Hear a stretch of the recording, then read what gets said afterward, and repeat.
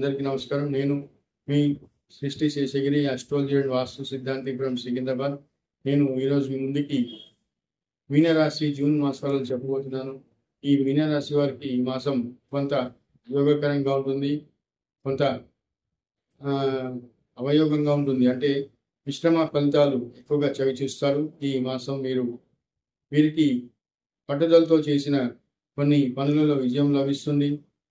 మన దగ్గరి బంధువుల స్నేహితుల వల్ల కొన్ని ఆ, కొన్ని పనులలో విజయం సాధిస్తారు. వారి యొక్క సహాయ సహకారాలు మీకు అవసరమవుతాయి. నిర్మోహమాటంగా తీసుకొని కొన్ని పనులలో విజయం సాధించండి. పోటీలలో గెలుపొందుతారు. విద్యార్థులకి విద్యా లాభం కనిపిస్తుంది. దగ్గరి ట్రావెల్స్ ద్వారా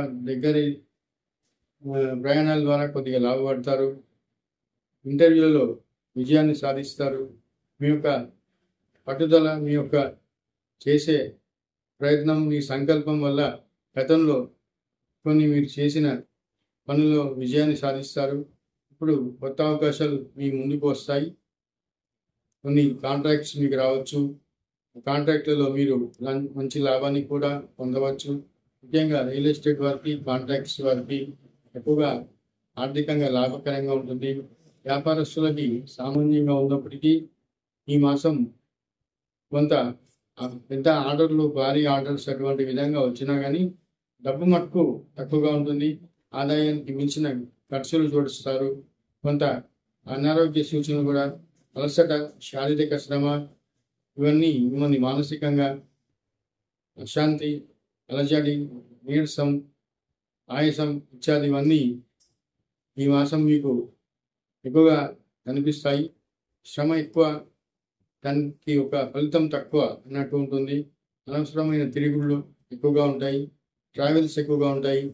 వాటి మూలకంగా ఇబ్బందులు, అంటే కుటుంబంలో కలహ సూచనలు ఎక్కువగా ఉంటాయి. ఆర్థిక మూలకంగా ఇబ్బందులు ఉంటాయి. ఆచితూచి మాట్లాడండి. ఇంట్లో కానివ్వండి, ఆఫీస్లో కానివ్వండి, ఎక్కడైనా సరే వాక్కొని అదుపులో పెట్టుకొని అనవసరమైన ఇతరుల విషయాల్లో తలదూర్చకండి. ఆర్థిక విషయాల్లో గొడవలు వచ్చే అవకాశాలు ఉన్నాయి. ఎవరిని నమ్మి షూరిటీలు పెట్టవాకండి. ఎవరికి ఈ మాసం ఆర్థికంగా ఎటువంటి ట్రాన్సాక్షన్స్ చేయకపోవడం మంచిది.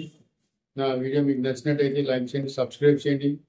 మీ యొక్క వ్యక్తిగత జాతకానికి నన్ను ఫోన్లో అపాయింట్మెంట్ తీసుకొని నేరుగా కానీ ఫోన్లో కానీ సంప్రదించవచ్చు.